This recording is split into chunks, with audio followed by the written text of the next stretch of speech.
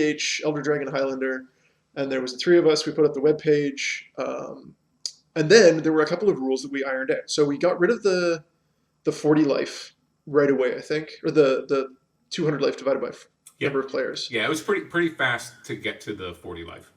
And the original rule, if I remember correctly, was if your commander was exiled, you instead shuffled it into your library. Yeah, something crazy like that. If it was destroyed, it got returned to your hand.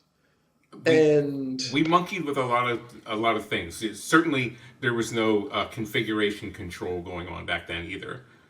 We tried a bunch of stuff, and that this works. No, that doesn't work. I don't think we ever released it to the public, but I do know that the one that we got from the original article, that Inquest article, had some weird things happening with your commander. But it was clear we wanted people to be able to replay their commander, get it, have access to it multiple times, but just doing it again and again could be super abusive. So that's where the commander tax came in. Yep. And we sort of bandied that one about for a bit. I think we tried a couple of different... I remember testing some of those out for about 3 months at the Century Box in Calgary, trying out different replay rules like increasing cost, paying life. Like every time you played your commander, you had to pay 5 life. Milling cards. Every time you played your commander, remove the top 10 cards of your library. Oh, jeez. It was really interesting.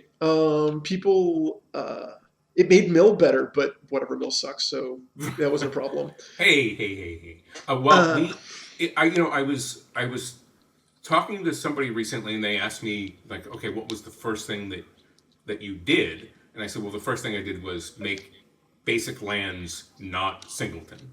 Yeah. And then I realized that's actually not the first thing. The first thing I did was put the commander elsewhere.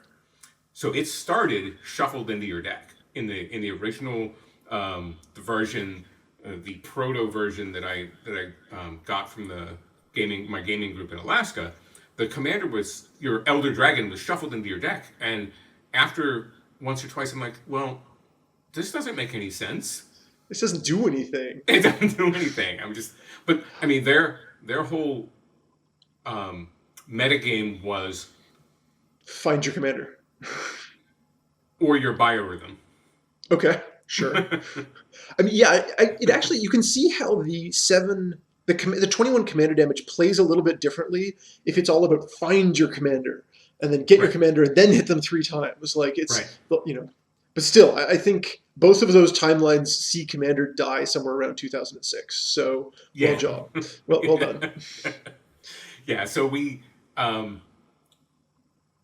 definitely had ideas about the commander being super important, having access to it all the time. I tried to work with things that, like, you can't win the game until you've played your commander, or you can't win the game until you've damaged somebody with your commander, and that I think they all withered on the vine.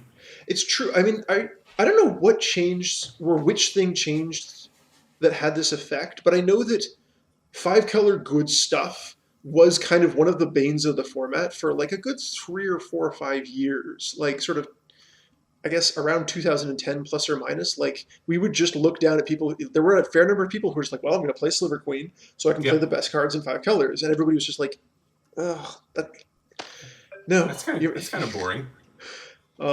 They got better at making legends, so that probably helped, build legends you can use. But that was definitely a thing. And then there was the Hexasphere rule, which came and went. So it used to be that your legendary creature, your commander. So we didn't want cheap creatures like Raphellos to dominate the format as commanders.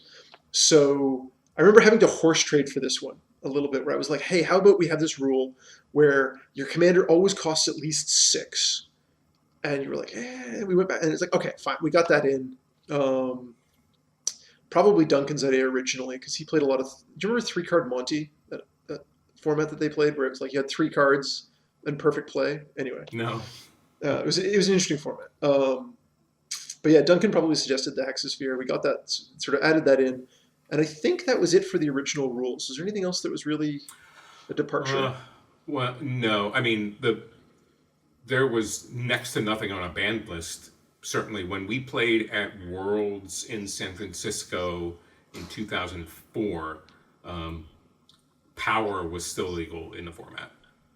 Really? I think Power was always gone.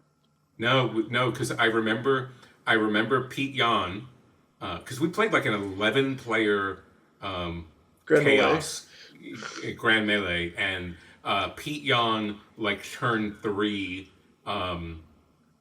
dumped a couple of moxes and played balance. Oh, hi. And like, yay, this will be a fun game.